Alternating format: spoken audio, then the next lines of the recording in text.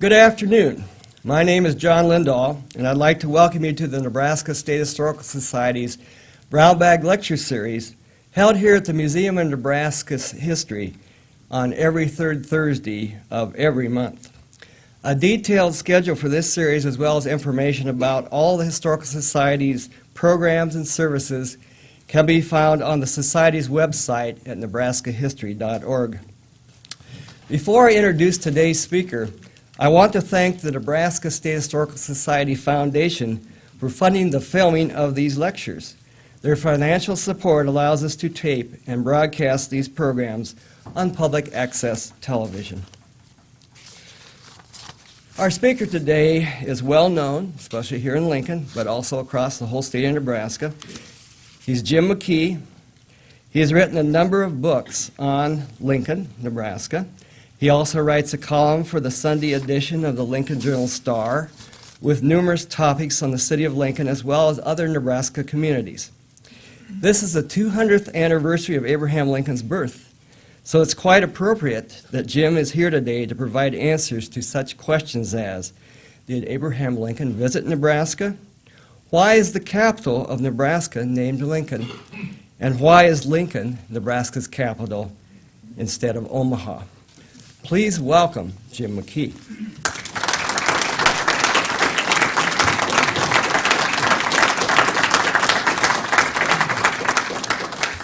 Thank you, John. Well, it's a bad day you don't learn something. What's a ballpoint pen? Okay, I knew there had to be a good answer. I thought we'd tackle the first part of the series with something not as perhaps familiar to all of you, and that is, did Abraham Lincoln actually visit Nebraska? The answer may surprise you, but then again, it may not. On February the 1st of 1859, Abraham Lincoln, who was in the midst at that time of campaigning for the first time for the presidency, wrote a friend of his that he was going to visit the town of Council Bluffs. The purpose of his visit may have been to do a little campaigning, but most probably the primary reason was he wanted to look over what was known as the Riddle Tract of land. It was on the west side of Council Bluffs towards the river.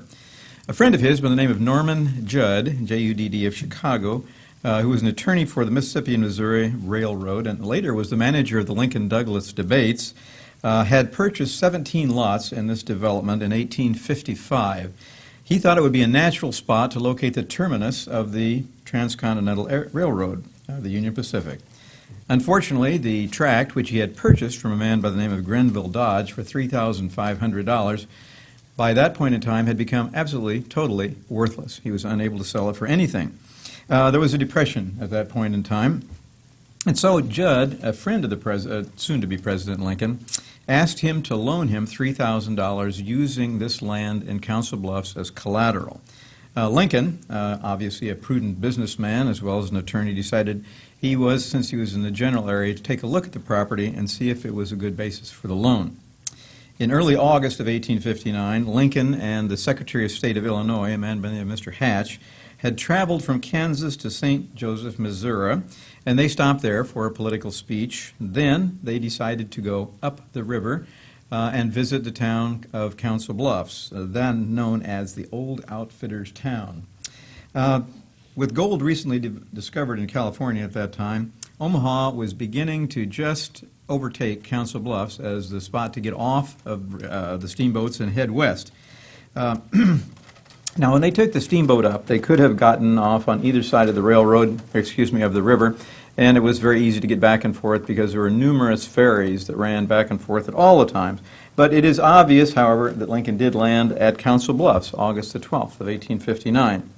He then visited two friends of his who he'd made in Springfield, Illinois, Thomas and Elizabeth Officer and the W.H.M. Pusely family, and they had both moved to Council Bluffs in 1856. Now, some accounts have Mr. Lincoln staying with the officers at their home at 533 Willow Avenue. Others say that he spent the entire time at the Pacific House Hotel, which is on the north side of Broadway, if you're familiar with Council Bluffs at all. The officer house lived on as the Cutler Funeral Home, and the hotel burned to the ground in 1872. On Saturday, August the 13th, Lincoln spoke on the principles of the Republican Party And as you may know, he was one of the very earliest proponents of the Republican Party. The Republican Party was just being formed. And then he went the next day and spoke and preached at the First Presbyterian Church, and also spoke at the concert hall and had lunch at the officer's home.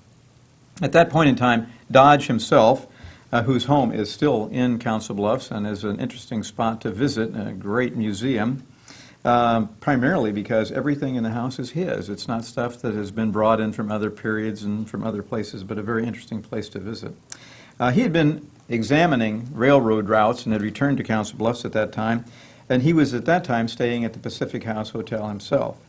While he was seated out on the well-known, huge, apparently wraparound porch, on Friday, the August 19th, he chanced upon Lincoln, who was also sitting on the front porch. Lincoln had planned on leaving a little bit earlier, but his boat had been delayed because they were making repairs to it. So for 2 hours, he and Lincoln talked, Lincoln primarily quizzing him on spots where the railroad might ultimately go, and so forth. And Dodge thought very little of the meeting. He literally dismissed it from his mind. He said the only thing that occurred to him was that maybe he was giving away secrets, which he had been paid to uncover for the railroad. But he really gave the talk with Lincoln very little credence or thought at all. Later, Lincoln did visit the Riddle tract, and he did decide to advance the $3,000 to Mr. Judd. After his assassination, quitclaim deeds were discovered in his estate, with titles ultimately transferred to Mary and Robert Lincoln after Judd had repaid the $3,000 loan plus $2,400 in interest. So Lincoln was a shrewd businessman. On June the 16th of 1860, Judd officially was the nominator for Lincoln for the presidency. And after the successful election, Lincoln appointed him to ambassador to Germany.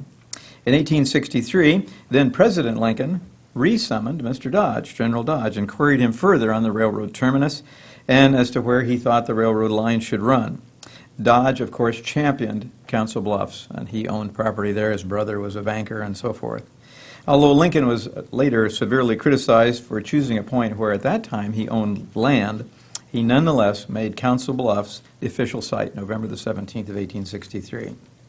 Where Lincoln stood and looked across the river to Nebraska, there is a monument erected by the DAR and the Lincoln Memorial Association in 1911. It's near Fairview Cemetery in Council Bluffs at Oakland Avenue and Lafayette Street. Now, the division between territories or states, if it happens to be a river, as it is between Nebraska and, for example, Iowa, generally the middle of the river is deemed as the state boundary or the territorial boundary. Steamboats, as you probably realize, do not follow a very marked course. They go back and forth across the river, sometimes edging along one bank, sometimes along the other one, in order to avoid snags, sandbars, and so forth, which are constantly moving. Therefore, although Abraham Lincoln never set foot on Nebraska soil, it's easy to say that he was in Nebraska. That's a long way to get to the end of the story, but and other scholars will, of course, disagree with me, but nonetheless, kind of a fun way to look at it. And since we're just on the verge or the end of celebrating his 200th birthday, I think the last is the 22nd is the last thing that comes up, isn't it? We have little handouts up there if you're interested in the last part of it. The next part of the story is why is Lincoln named Lincoln, and why is Lincoln the capital of Nebraska? The year before Nebraska, as we know it, came about, territorial grants were made from the East Coast to the far sea. So those original land grants actually made a swath right through Nebraska. Technically, pretty hard to make a 1606 land grant stick, but nonetheless, they went right through Nebraska. Of course, in 1803, the president purchased the Louisiana Territory and became the Louisiana Purchase, effectively doubling the size of the United States. And that same year, he sent Lewis and Clark as his emissaries to examine the land, to plant the U.S. flag, to meet with the indigenous natives. And another important thing, which we overlook sometimes, is the fact that we were looking for the Northwest Passage. And the Northwest Passage would have been a water route connecting to the Atlantic Ocean. The Pacific Ocean. And the reason we needed that Northwest Passage was, at this point in history, The fastest man was able to travel for any extended period of time was 3.5 miles an hour. Only by water could he travel any faster than that. Railroad had not come yet. You could travel by horse in brief but spirited occasions, but the horse couldn't last very long unless you changed horses. So the Northwest Passage was very important, and that's one of the reasons he sent Lewis and Clark. We always remember seeing wagon trains going to the west and think of them as traveling at more than that, but 3.5 miles an hour is as fast as any wagon train went, simply because, unlike the Western movies, which we also remember, they went as fast as anyone could walk. And the reason for that was everyone walked. You see the movies where mom and the kids and grandma are riding along in the covered wagon, and dad is following along beside on a horse, usually with a rifle and keeping track of things. That is absolutely not how it happened. Everyone walked. Maybe grandma was riding, but if grandma was riding in the wagon, she probably is not going to make it. She probably wasn't well enough to leave home and probably isn't going to make it to the Pacific. The reason for this was the oxen were so extremely critical in the journey that they were given every deference. They didn't start in the morning until the oxen were fed. They didn't start in the spring until the grass along the trail route was high enough that the oxen could sustain themselves. They stopped at noon for as much as 2 hours so that the oxen could eat. They stopped in the evening so that the oxen could also rest and eat. And so therefore everyone walked in order to help save the oxen. So making the waterway, which didn't materialize at all, one of the real reasons they came. Nebraska's had many shapes and sizes from its inception. This one is kind of a peculiar map. It shows Nebraska in an absolutely undefinable state. Of course, originally Nebraska took up what we know of Nebraska today, about half of North and South Dakota, later would become the Dakota Territory, Colorado up to the Rocky Mountains, so ski Nebraska was a very good possibility at that time. There were also books written in the 1850s about the gold fields of Nebraska, which today would be in Colorado as well. On up through little bits of Montana, Idaho, Utah, even smidges of some of those other states. So it was a vast area, Nebraska was, larger than Texas and obviously much larger than Alaska would later be. And it changed its boundaries sometimes once a month. So we have a rich collection of Nebraska maps. This one is one which shows what we usually think of as the Nebraska Territory in 1854. Now, by 1867, Nebraska is going to become a territory, but first, as an official state, but as a territory. The state that probably should have become the first territorial capital was Bellevue, Nebraska. As our first governor, Governor Butler, travels from the Carolinas towards the state, and he was about the fifth person that the president asked to become the territorial governor. He asked Burt. Burt turned him down. I think his wife was very opposed to it. He asked several other people and then finally came back to Burt and more or less pleaded with him to be appointed the territorial governor. And so he finally was. In 1854, Francis Burt, a very prestigious man, came to Nebraska. It was a very long, arduous trip for him. He'd fallen sick on the way. He traveled by literally every means known to man at that time, but fell sick in St. Louis and spent several days there. Finally, coming up the river and stopping at the Bellevue Indian Mission, the picture which we just saw, because it was the only spot on the Missouri River, which the people here call the western seacoast of Nebraska, the only place where there was any habitation at all. And it was in his mind that he would make Bellevue the capital of the new territory of Nebraska. He was appointed as the governor. Unfortunately, he was also perhaps most unfortunate and maybe the stupidest governor we ever had, because only 2 days after taking the oath of office, he died. So he never was able to make Bellevue the official capital, but indeed the job fell to a man by the name of Thomas Cumming, who was the Secretary of State. There was no lieutenant governor at that time. That didn't come along for many years. And Mr. Cumming owned land in Omaha, and also he had gone to Father at the mission, who asked him to give them the land, actually asked him to give him personally the land, which he then intended to sell, apparently, to the territory. Unclear. And Father Hamilton said he would not give 1 inch of the Indian land to any person. He would give it to the territory or the state. But Mr. Cumming decided he would put it in Omaha, where he owned land as well. And so, in 1854, Thomas Cumming, who looks like a guy you would not buy a used Hudson from, but did get a street named after him and a county in Nebraska, put the capital, and he was really an Iowan, as almost everybody in Nebraska was at the time. He put the capital in Omaha City, initially in this building, interestingly enough, a building which he had originally owned. So all of these things are sure, I'm just coincidental. So this is the first Territorial Capital building, and this is a later map of Nebraska as it begins to take the shape it is in today. It's one of my favorites because it still has Colorado tacked on the end. And as I said, to get a complete collection, and I suppose your husband had a complete collection of Nebraska maps, I don't know, as complete as they come. Mr. Forkey had one of the best collections of maps known anywhere, I think, around this area. But kind of an interesting, Panhandle took on a whole new meaning at this point in time, for sure. The Territorial Capital is shown here at the top of Capitol Avenue, and this would put it about on exact footing where today's Central High School in Omaha stands. Just, in other words, to the east of Joslyn Art Museum. And if you ever wondered why the street was named Capitol Avenue, now you know. The people in Omaha were very particular about having a very nice capital. The federal government specified how much money they would put up, and then the people in Nebraska said, well, they didn't think that was a nice enough capital for Nebraska, and the federal government said, fine, build whatever you want, but we're not paying for it. Federal government was taking care of all our expenses, but they only set aside so much for the Capitol building, and ultimately Omaha will print money in order to finance expansion of the Capitol above what the federal government paid. The building is not a very well-built building. It starts falling down almost as soon as the building is completed. Here we can see kind of a heavily touched up, it actually supposedly was a photograph, but it's been so heavily touched up, it's pretty difficult to see the original in it. But you can see about half the columns have already fallen off the building. Probably the favorite part of the building was in the basement. There was a saloon there, which is a necessity for any capital.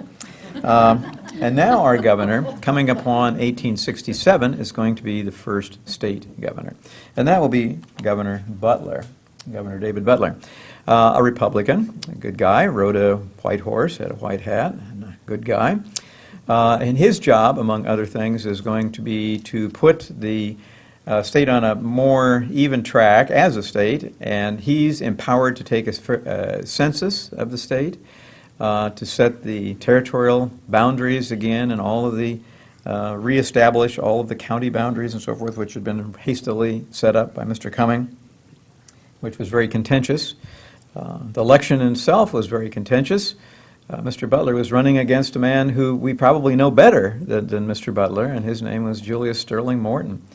Had Morton been elected, however, his real platform was that we couldn't afford to become a state, that we needed to remain a territory so that the federal government would keep all of the expenses. But with the Republican Party and Mr. Butler, the state of Nebraska comes into being. He wins the election by 100 votes. And the election was contested because in the election they allowed all of the soldiers who were going through Nebraska to vote. And all of the military at that time, as I guess to this day, they're primarily Republicans. So the election was contested, but nonetheless, Mr. Butler was elected, and we did become a state. Now, he also knew that there was a great push in the two houses then of the new legislature, and there was a real sort of unholy mixture of territory and statehood over a period of nearly a year, where part of us is really territory and part of us, our legislature and so forth, is having this conversion. So it's a real complicated period of time. But as soon as we become the 37th state in 1867, March 1st, coming up on our birthday, Governor Butler knows that one of the highest points of contention would be, outside of redistricting, which never goes away, would be whether to remove the capital from Omaha, where it has been since 1854. And the most interest in removing the capital from Omaha was seated in Nebraska City. They really wanted to get out of Omaha at any cost. There had been a lot of political shenanigans going on, they felt, for one thing. And they were willing to put it anywhere. They would like to have had it in Nebraska City, but they would have been willing to put it anywhere. Now, the state of Nebraska, by this time, 1867, is virtually, but not completely, the size and state it is today. Part of that is we got some land from the Dakotas considerably later on, and we occasionally gain and lose land as the Missouri River changes its course. But in 1867, think of Nebraska as being just exactly the state and size and shape it is today. Running through the middle of it is the Platte River, which divides the state both regionally, geographically, but also by politics. Omaha is north of the Platte River, and the predominant party of choice to the north was the Democrat Party. To the south, which two-thirds of the population lay in, was predominantly Republican. Now, you would think ordinarily that this would make it easy then for Nebraska City to get the capital out of Nebraska because we had the bulk of the population. But the Senate particularly had been so set up with the division of the counties so that there were actually more counties north of the Platte River. And this was done with malice aforethought. And even though the population was heavily weighted to the south, the governor, when questioned, said, well, the north is growing faster. Which may or may not have been true, because we find in the next census it still follows the same relative guideline, and that is it's far heavily weighted to the south. Well, one of the things that's happening is we have the capital of now the state of Nebraska on one extreme edge of that state. I would say nearly half of the counties in Nebraska have moved their county seat within the county just to put it nearer to the center of the county. Because remember, 3.5 miles an hour, it makes it an easier place to get to. Well, if you think of being in Omaha, and as people slowly do begin to filter out and settle in what we call the Panhandle, some of those people would be well over 400 miles away from the capital, and at 3.5 miles an hour, it sort of disenfranchised them. This is one of the other reasons that although the two houses of the legislature at that time were almost 50-50 in division as to whether the capital should be moved out of Omaha, they could see the sense in this to move it closer to the center of population. So one of the things they did was they looked at a map of Nebraska at that time, and Mr. Long and other settlers, or excuse me, other people who had come through, pathmakers and trailblazers and so forth, had labeled a great portion of Nebraska principally to the west of the 100th meridian, but actually lobbying over quite a little bit as well, as the Great American Desert. One of them had written on his map that west of this line, which at that point in time came almost up to what would be today the western edge of Lancaster County, he said, west of this line, no man will ever live, nothing will ever grow. And he labeled it the Great American Desert. Maybe he was right, I don't know. But at any rate, the legislature looked at this, and they reasoned that if the capital was therefore ever to be moved out of Omaha for whatever reason, that it would make good sense to move it as far west then as anyone ever lived. That way we wouldn't have to, as population shifted, revisit the question of where the capital should be as population shifted. So they crafted an idea of where this capital might be, and it was roughly sort of a crescent shape, but hugged up against that what they thought was the edge of the Great American Desert. Actually, that line that they drew was considerably east, but nonetheless, that's where they put it. And they said, okay, if we ever move it, we'll move it that far west in order to accommodate that provision that we will be closer to the center of population. About this time, the folks south of the Platte River, known as South Platters, there are two factions, the North Platters and the South Platters. The South Platters, again, under Mr. Morton, devised a theory that they might secede from Nebraska and join Kansas. This was just before we became a state. In fact, they did. They went down and visited Kansas to see if we might join them and go into the state with Kansas, which fortunately didn't fly. The legislature also had a bill before it at that time that specified if the capital ever moved out of Omaha for whatever reason, whenever, to wherever, that the name of the new capital would be Capital City. An eminently memorable name. One that if you ask a student, a grade school student in New York, what the capital of Nebraska was, he would remember. If you ask a grade school student in New York today what the capital of Nebraska is, he's probably going to say Omaha. If you ask a student in Nebraska what the capital of New York is, he's probably going to say New York City, whereas it's Albany. So if we would have stuck with Capital City, at least everybody in the Union would probably have known the name of our capital city. Now, as I said, the division in the two houses as to whether to move the capital at all was almost 50-50, almost exactly. The man who was in charge of the committee or the commission or the loosely made-up group of people to keep the capital in Omaha was a man by the name of Senator Patrick.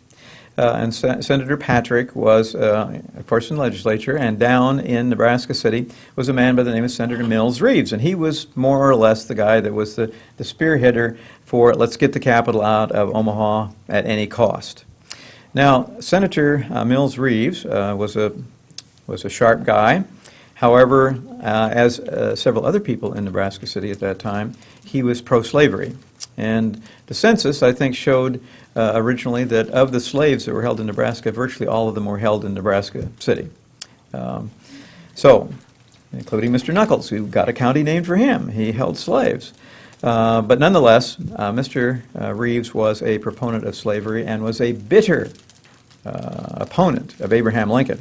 And he had, in fact, spoken out on the floor of the legislature in bitter terms against Abraham Lincoln. He hated Abraham Lincoln. Now, Senator Patrick, this didn't go wasted on him, and he knew he needed just 1 or 2 votes to keep the capital in Omaha. So he reasoned if he could get a couple of votes, particularly right from Reeves' own committee, he would keep it there. So he immediately gets the eye of the Sergeant-at-Arms. And the way you got the eye of the Sergeant-at-Arms was because there was a saloon in the basement of the Capitol building. It made it a little, perhaps more difficult, because some of these people that came up from the basement, what we'd call lobbyists and hangers-on and so forth, they were in pretty good shape. They were having a great time. And in fact, it said that these people that came and visited sat wherever they wanted. They would sit with the senators, they would sit at their desks and so forth. A very rambunctious lot, and the Sergeant-at-Arms for the legislature, one of his primary jobs was to remove shotguns and rifles as they came through the door. However, made no attempt to remove revolvers or sidearms. And so if the crowd was particularly boisterous that day and you weren't able to get the eye of the speaker, you just simply fired a shot into the ceiling. Now, we don't know whether that's what happened or not, but at any rate, Senator Patrick did get the eye of the speaker and got the floor, and he made a motion at that point in time to amend the existing bill to substitute for the word capital city the word Lincoln, knowing now that because Abraham Lincoln was so despised by Senator Reeves that he would vote against it, some of his followers would vote against it, because they wouldn't want Lincoln's name associated with the territory state of Nebraska. Well, we don't know for sure exactly what went through Senator Reeves' mind, but we do know that he got extremely excited, and one report says that he even jumped upon his desk at that point in time in order to get the eye of the speaker. And these desks were about this wide and like this, just a 2-person desk, 2 people. In fact, there's one of them upstairs, up on the 2nd floor. You can see one of these little desks. And one of the reports said he jumped up on his desk to get the eye of the speaker. Everybody in the body at that point felt sure he would argue against this motion to put Abraham Lincoln's name on the capital of Nebraska. But, as I said, he was a very astute politician, and we don't know what went through his mind, but when he did get the eye of the speaker, instead of arguing, he immediately seconded the motion. Now, this made it more one-sided. It threw the whole logistics off.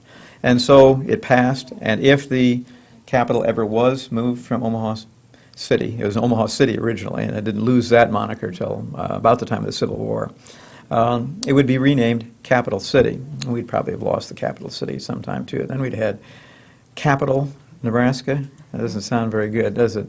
And Nebraska City would have been a good choice either, because you'd have had Nebraska, and yet we have New York, don't we? That works all right. And we have Iowa City as one time the capital.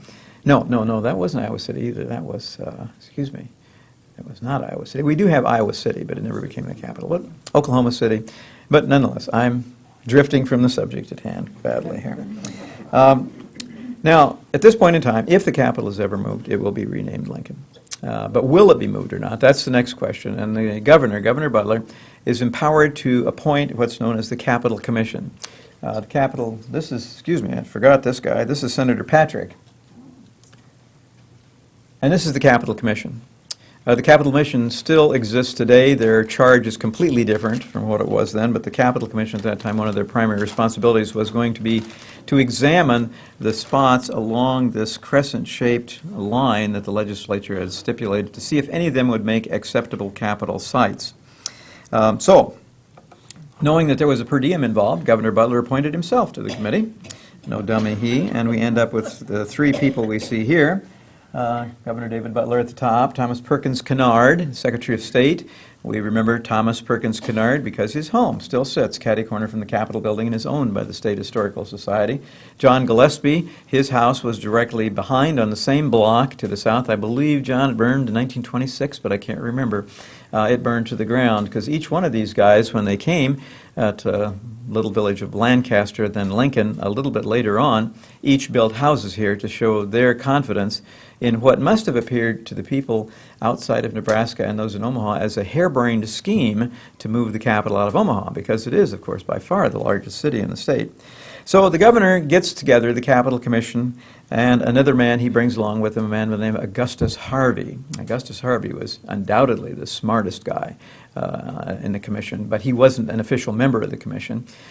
He was many things. He was an attorney, he was a printer, an editor, and a surveyor. He had laid out the city of Plattsmouth and I think Nebraska City as well. And they brought him along because they felt they needed somebody who could physically look at whatever land they look at and to tell whether it would make an acceptable capital site. So he gathered those three people and Augustus Harvey and two members of the Omaha Herald newspaper together in Nebraska City. That's where they met. They met there on June 17th of 1867 to begin their trip out to examine this land. On the 19th, they left Nebraska City and headed for their first stop, which will be the village of Yankee Hill. But at 3.5 miles an hour, and who knows what they'd had to drink the night before because they got a late start, they didn't get all the way to Yankee Hill. They got as far as a little area called Nursery Hill. And Nursery Hill might be thought of today as a suburb of Syracuse, so it's right in that area. And at Nursery Hill, their party split into half. There was a trail went right through there. And this trail more or less follows the railroad and Highway 2 coming from Nebraska City, more or less. And of course, there was no Holiday Inn Express there, so they simply divided their party in half. They were just out on the trail, and half of them went to a home on one side, half of them went to a home on the other side. And Governor Butler, after the fact, well after the fact, will make a diary of the trip. After the fact, I emphasize because some things may have changed slightly in his mind after that. And that diary is in the State Historical Society collection at 1500R. And he tells about their splitting the party in half that night. And of course, he tells his side of the story. That evening for dinner, they have fatback, which is sort of a cheap cut of bacon, beans, and coffee. Then each one of them is given a plank and a blanket. And the plank was to lay across the rafters in the upper part of the cabin, and the blanket was not to keep warm, but rather to provide sort of a mattress, if you will, for them. From following morning, they came down and they had breakfast with the farmer, and he had for them for breakfast fatback, beans, and coffee. And then they merged with a group from the other side and discovered that they had had the same menu, both meals as well. So, 3.5 miles an hour, their next stop is Yankee Hill. Yankee Hill, of course, still exists. It's not part of the city of Lincoln yet. I'm sure that one of these days it will be brought in. It's almost, we've encroached on it a little bit, but we haven't grown around it too much other than some sports fields and so forth. But there they stayed with a man by the name of John Cadman. That's August Harvey.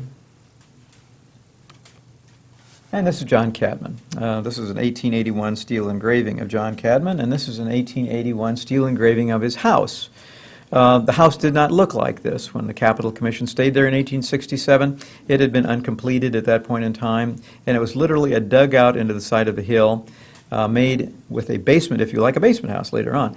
The basement was made of stone quarried there at the Roca Quarries someplace, and there are still several houses in the area made from stone from the Roca Quarries, which were built in that same period. They stand very, very strong, well-built houses. But the house is interesting in another regard. Not only did the Capital Commission spend the night here, but also this is the site of the first school to be taught in Lancaster County. Again, in the basement house, which existed here at that point in time. So they meet there, and it is said that that night, Mr. Cadman, who is very desirous of getting the capital, and has a small chip on his shoulder because he's just lost the county seat. He wanted the county seat in Yankee Hill, but it went to the little village of Lancaster. At that time, where we have two rectangular counties, Lancaster County and Gage County, we had three square counties. and in the middle was another county, which is going to be dissolved. Clay County, it's called. They dissolve Clay County, give the upper half, the northern half, to Lancaster, and the lower half to Gage County. And this was all set up by John Cadman, who lived just in the edge of Clay County, and he was in the territorial legislature. But with the statehood, and as the towns and everything grew, the population grew, he wanted to represent a larger, more prosperous area, so he engineered the dissolving of Clay County, and then spliced it onto Lancaster County. And he also reasoned that then, in order to get this job done, everybody had to vote on it. So he went to all of the people in the area. Probably the biggest settlement was Olathe. And Olathe is dead west of Roca, by the way. And it's nothing there now, except when they plow in the spring, I guess they still turn up some stone foundations occasionally. He went to Olathe and all the other cities and asked them to vote for the dissolution of Clay County. And then he promptly promised to each person each city, he promised them the county seat. And of course, they all voted for it. Well, after it dissolved, he decided he wanted the county seat, of course, in Yankee Hill, his town. But the people sort of got together and said, look, let's show him that he can't railroad this through us. And they gave the county seat to the little village of Lancaster, population of 30. Now, Yankee Hill had a population of about 100, and it would have probably made the most acceptable capital site, primarily because it was well above the floodplain of Salt Creek. It had 100 people in a population. That's not too important. And it also had a saloon. That's pretty important. We found that out. And a wheelwright and several other things. John Cadman, in fact, had started a stage station in 1864, or ranch, R-A-N-C-H-E, out where the Oregon Trail cutoff, which connected Nebraska City with the Oregon Trail's main line at Fort Kearny. He's established a stage station out there. And that stage station you might think of as a stop on the interstate where you can get refreshment, food, water, whatever. Used oxen, so your ox had thrown a shoe or something, you could trade it in on a new ox. So he'd become fairly well-to-do, but he'd built his house in Yankee Hill, as we see here. So they stayed at his house because it's probably the most prestigious house maybe in the area. His wife that night asks 3 young ladies to show the Capital Commission around the area, kind of square them around. This set real well with the Omaha Herald newspaper. But it was pretty much not thought of too much more at that night. They looked at Yankee Hill, and at that point in time, the Capital Commission probably, if they'd had to vote right then, they would have voted for Yankee Hill. They were pretty impressed with Yankee Hill. Then on the 23rd, they headed for the next stop, which will be roughly the village of Ashland. But at 3.5 miles an hour, you don't get there in one day. And they stopped at Stevens Creek with a farmer by the name of Mr. Shirley. Then on the 24th, they came into Ashland.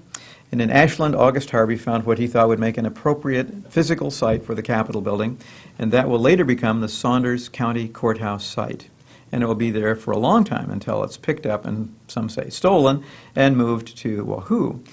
So Saunders County, and if you look at a map of Lancaster County, it makes no sense to have Ashland as the county seat, because it's almost in Lancaster County, the way it dips down, the border changes there. But at any rate, he found this site, which he thought would make a good site for the Capitol building, and then it was left to them to find a place to stay the night. And they didn't immediately find a place to stay, but they found then an uncompleted 2-story brick building in what would become the downtown portion of town, and the owner said they could spend the night there.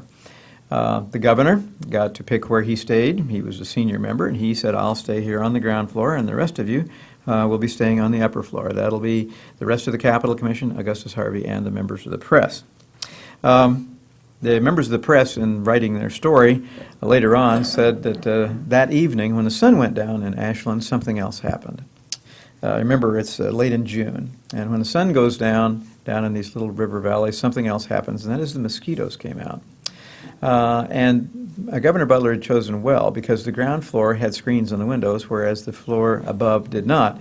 And the Omaha Herald reporters stated later that while the governor slept peacefully away on the ground floor, the party on the second floor spent a night of vigorous physical activity. And this will weigh into their decision a little bit later on.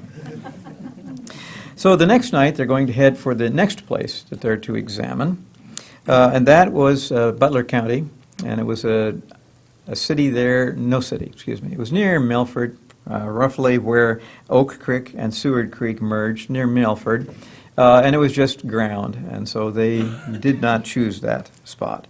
They'd also looked at Lancaster, and at Lancaster then, remember, population of 30. Lancaster, they discovered, had been started in about 1863, 1864 by a group known as the Methodist Protestant Female Land Company, or the Methodist Protestant Female Seminary Corporation. This was 8 men, basically, who came up from Nebraska City and hoped to start here a Methodist Protestant Female Seminary. Now, a female seminary was not a place where women would be trained for the church. A seminary at that time was more like kind of a finishing school, an upper junior high school, something like that. But nonetheless, with 30 people here, it should have been obvious to them in their demographic survey that there were not enough young ladies to make the female seminary a going proposition.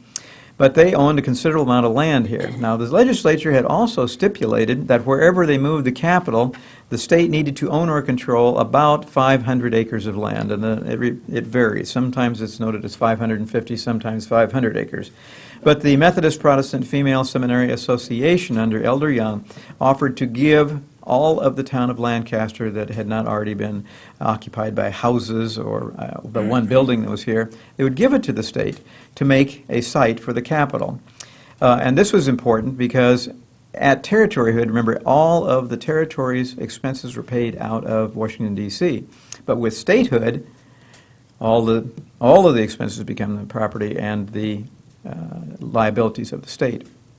And there was, at that junction, in between, right on that hairline between territory and state, it meant that the state treasury had absolutely $0 in it, zero, until taxes could begin to come in. So they also reasoned that because everybody would want to come to the capital city, that August Harvey would take this land wherever they put the capital. He would divide it up into lots. Then they would have an auction and use the proceeds from the auction to build the first Capitol building and operate the state of Nebraska until money started to come in the form of taxes. That's why they needed the 500 or 500 acres of land. So the gift of this land was a very, very good thing. They needed that badly. The other thing that the little village of Lancaster had was the salt flats. Actually, we sat in the middle of what had been the salt flats, but the salt flats were still out there to the northwest, and the Capital Commission thought that this would be a good industry which would support the city, the new capital city, should they move it here. So they were interested. However, they still felt Yankee Hill would be a better choice. Well, on the 27th, the governor's diary says, then we returned to Saline City. Well, Saline City actually wasn't Yankee Hill. Technically, Saline City is where the regional center sits today. And the division between Yankee Hill and Saline City is, what would that be, Calvert Street, I think it is. Calvert? If you're on one side, if you're on the north side, you're in the regional center or the Saline City side. But they really did go back to Yankee Hill. I figured maybe to see the 3 young ladies again. We don't know. But they're back there. So 27th, they're back in Yankee Hill. And this notation of Saline City is one of the reasons that I think that the governor's diary being recorded sometime later doesn't give us as accurate a picture as it might have. Now, they are back in... let's see, we got a couple other pictures to look at. This is the man they spent the night with in Lincoln, Captain Donovan, and his house was dead in the middle of the block where today we have 2 important landmarks. We have The Mill Coffee Shop and Barry's Bar. We cater to all tastes in that block. And his house is approximately in the middle of that block. And that's where they spent the night. The building on the far end is the remnant of what the Methodist Protestant Female Seminary was, which had been built in 1864 and changed into a hotel. First as the hotel known as the Cadman House. John Cadman moves in from Yankee Hill and operates it as a hotel. Later, this will be the site. In 1881, that building will be torn down and will become the site of the first part of the Lincoln Journal building, which will ultimately encase literally the whole block with the exception of the old bus depot and now bank building on the extreme southeast corner of that property. And this is a picture in the salt flats of one of the salt gathering bins. And this is Luke Lavender, who we're coming up on next, so we'll stop there. Okay, so they have gone back now to Yankee Hill and spend the night again with John Cadman there. And John Cadman sort of talks to the people from the press and learns that he still has the upper hand. They think the Capitol will still be there. So he decides perhaps to make a political mistake at that point in time. And he asks his wife and several other young ladies in the community to prepare a feast for the Capitol Commission. And they do. They eat outdoors on the lawn, if you remember that picture, because this is all recorded now in stories in the paper as well as diaries. They eat outdoors on the lawn. It's a beautiful, apparently, summer's evening. They had fried chicken for dinner, ice cream, all the trimmings. It was indeed a feast. That night they went to bed in Yankee Hill. And then the next morning, the 28th, for unclear reasons, they came back to the village of Lancaster. And a little before lunchtime, they went into the attic of Captain Donovan's cabin and began their deliberations. On the first ballot, which occurred almost immediately, there was 1 vote for Ashland and 2 opposed. You can figure out yourself how that probably went. Then they began talking a little bit more about the other sites, and they dismissed the land near Milford completely. They dismissed it without really even talking about it. So it now is boiling down to the village of Lancaster and the village of Yankee Hill. But then they began to talk specifically not just about the Yankee Hill location, but rather about John Cadman and about the fact that he has dissolved the county and he's done other things which may be looked upon as sort of practical jokes or political jokes, all of which seem to backfire against him. Then they get to talking about what they had for dinner. And you know, it's kind of interesting that I can't tell you what the names of the Herald reporters were, but I can tell you what they had for dinner. Fried chicken, all the trimmings, ice cream. Well, the more they got to talking about it, and John Cadman, they settled in on the discussion of the ice cream. And we know this is the first recorded instance we have of ice cream being served in probably all of Nebraska. And they got to figuring that it would have taken all of the ice in Lancaster County to make that ice cream. Because, of course, ice, late in the summer, you would have had to have harvested that ice the previous winter from a pond and stored it up in sawdust or in a cave someplace to keep it that late. Basically, ice was pretty scarce at that point. You just used just enough ice to make a mint julep, usually. But so they thought it'd take all of the ice. Now, they would have needed milk or cream, and that would have been a commodity that would have been obtainable. They would have needed sugar, which was expensive, but not that expensive. They would have needed salt, which they could have gotten from the salt basins here at Lancaster. But altogether, the ice was the big problem. And as I said, they reasoned that it probably took all of the ice in the county. And then, again, they got to talking about John Cadman, and then they voted again. Then they came down from the top and from the cabin's attic, and they came out, and they thought, because a lot of the people from Yankee Hill had come in with them that morning, as sort of a parade, and left them for their deliberations, they thought these people were waiting down there to see what their determination was, but there was no one there. They'd all gone home, secure in the fact that they had the Capitol locked up for Yankee Hill. Well, there was some young boys who had been swimming in what was Salt Creek, of course, at that time, at a place called Willow Bend. I don't suggest swimming in Salt Creek, unless you get well above the Teresa Street station. You could still do it, I suppose. And there were a lot of fish in Salt Creek at that time. The buffalo fish was the predominant fish, which I think is sort of a carp, if I'm not mistaken. Some of them pretty good size. But anyway, these boys had been fishing and swimming at Willow Bend, and they were walking up, and the Capitol Commission, there was no one else to tell a story to, so they stopped them and told them that they had just, at that point in time, voted on where the new capital of Nebraska would be. Not, as everyone supposed, at Yankee Hill, but at the very 11th hour, they changed their mind and voted instead for the little village of Lancaster. And on August 14th, the official announcement was made that Lancaster would become Lincoln and the new capital of Nebraska. Now, why did they not vote for the other choices? Well, we know they didn't vote for Ashland, sad to say, because of the mosquitoes, which seem frivolous today, but at that time, that was a problem they didn't know how to overcome, so they voted against Ashland for that reason. Yankee Hill is a little more problematic. But as I said, as they discussed it, and they talked about John Cadman and his reputation and the ice cream, they agreed unanimously that the ice cream constituted bribery, and they agreed to vote against Yankee Hill. And as I said, they just dismissed the land near Milford, so there you have it. 45 minutes later, 45 minutes of your life you'll never reclaim. You now know that Lincoln, Nebraska was named for Abraham Lincoln, but not in honor to him. It was a political slur against him, which backfired and failed. And that Lincoln, Nebraska is the capital of Nebraska instead of someplace else like Ashland or Milford or Yankee Hill because of ice cream.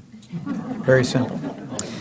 So that wraps up the story, and this is Luke Lavender's cabin, which we won't get into, I don't think. The two questions that we wanted to answer today: did Abraham Lincoln visit Nebraska? You bet he did. Did he ever set foot in Nebraska? No. No. And did he ever, or was the city of Lincoln named in his honor? Not exactly. It was named for him, but not as an honor to him. And there probably is time. I'm not sure, John, what the time is because I have no watch.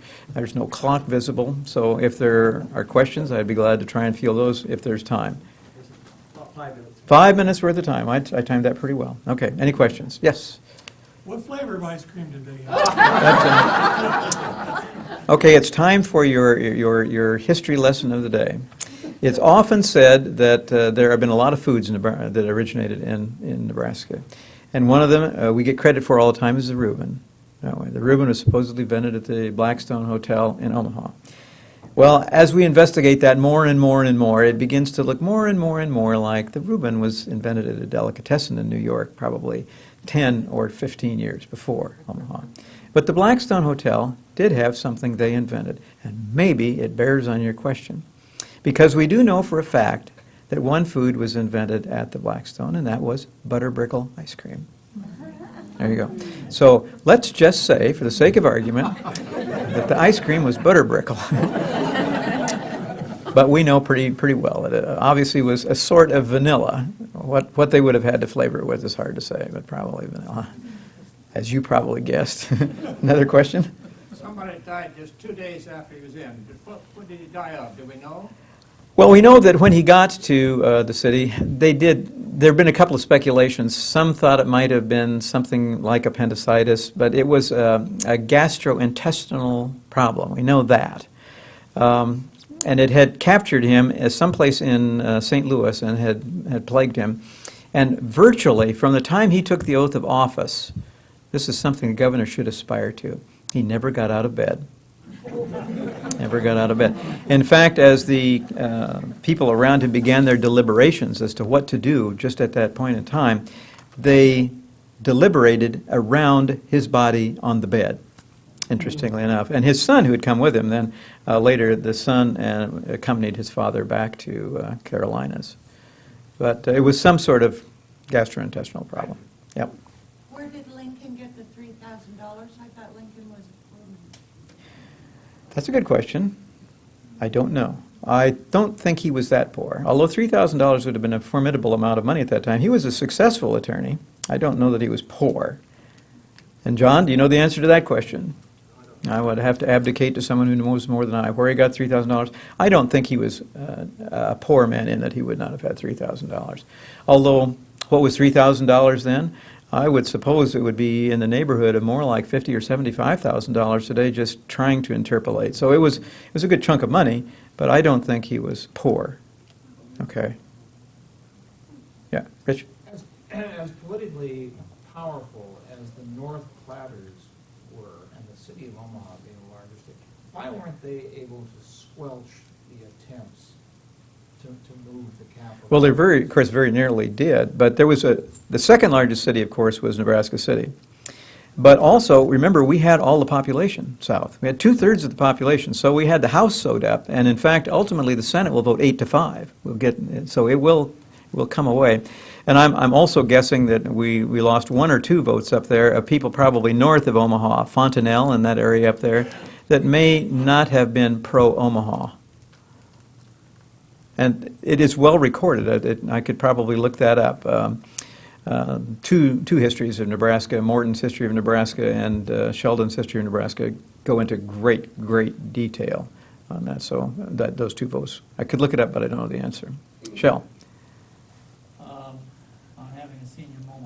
Okay. The town that has the theater down south on the Missouri River, Brownville? Brownville. Yeah. Just north of Brownville, isn't there an area that they call Capitol Hill? There are a couple of Capitol Hills. The one I'm thinking of is not there. There's one up where Oreopolis lies. Is that where you're thinking of? Yeah. That's up even a little further. There's a couple of places that wanted the Capitol and even set aside land for the Capitol and then named it Capitol Hill. There are a couple of those sites, but obviously they didn't really get into contention. Nebraska City didn't push that hard for itself as capital either. They just wanted to get it the heck out of Omaha. So the answer to your question is absolutely yes, Capitol Hill. And in fact, it's still noted on the maps as Capitol Hill, but there's nothing there. It's just farmland. So there's a cemetery there. Okay. Why? It's probably called Capitol Hill, maybe? I don't know. I don't know. Actually, even my memory tells me that they laid out streets, but nothing ever happened. Nothing was ever built there. Yeah. And of course, there was a Lincoln, Nebraska before this Lincoln, Nebraska was up near Fremont. Mm-hmm. And it was changed, as we all remember it, the name was changed from Lincoln, but we all know it now as Timberville. Yeah. And I think Timberville's gone. There was a barn that was there in the 40s or 50s, and I think even that's gone now, too. So. Do we know who laid out the original street system for Lincoln? Yeah, Augustus Harvey did. He gave us the grid system, A to Z, 1 to 17. And his thought was that that would be the land that they would first divide into lots and sell from A to, didn't go all the way to Z because just didn't need it, but it went up to probably W or X, almost up in there. In fact, there used to be a lot of houses on X, Y, and Z streets. And he laid it out, and he's also the guy that decided that the center street would be O Street, or 0 Street, the division street, as the middle of the alphabet. But he also said that the city would never grow to the west because of Salt Creek. It would be an obstacle to growth. And of course, he didn't foresee it, but in July of 1870, the Burlington, Missouri River Railroad comes and builds along that same corridor and provides a very, very strong negative potential of growth on the other side of Salt Creek.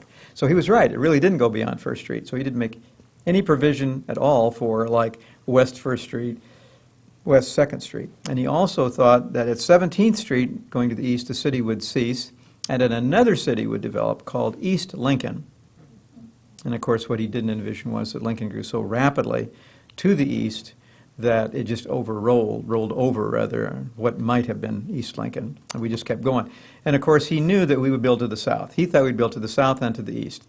So A Street, although that was the dividing line for the street system, the street grid originally, he did lay out a street exactly 1/2 mile south of A Street, which he felt would be the ultimate south border of the city of Lincoln. And you know what that street was. South Street, yeah. Then he also laid out a North Street. North Street was renamed Holdridge Street. And then North Street was moved further north, and it became Superior Street. And it was moved further north. We've accommodated now all the growth we need because we've moved North Street to Wahoo. Any problems? Yeah. Okay. 2 out of those 3 people were on the Capital Committee that got impeached. Could you review that a little bit? Well, Governor Butler was impeached, and so was Mr. Gillespie. And of course, Mr. Butler, if you read the paper, I think last week I wrote this, maybe 2 weeks ago. Roughly a dozen articles of impeachment were laid against Governor Butler, primarily by Omaha senators, primarily as a means to discredit the Capital Commission and regain the capital for Omaha. That was their intention. The 12 articles of impeachment were ultimately aided by a man who was a Republican, ordinarily a nice guy, Mr. Rosewater, who owned the Omaha Bee newspaper, which was the largest newspaper at that time. I'm getting a roll, so I'm going to answer it quickly, and then we can come back and pick it up again. And so through these articles, only one of them was he removed from office on. He was impeached on the 12 articles, removed for the one which said that he had moved state school funds for his own personal gain and use, which he was voted out. I think there was only one positive vote for him, very few. But nonetheless, he really wasn't totally guilty of that because he hadn't moved the money to his own personal use. He'd moved the money to be used for the construction of a hotel in Lincoln, not for his hotel, but because he knew Lincoln needed in order to start in business, it needed a hotel.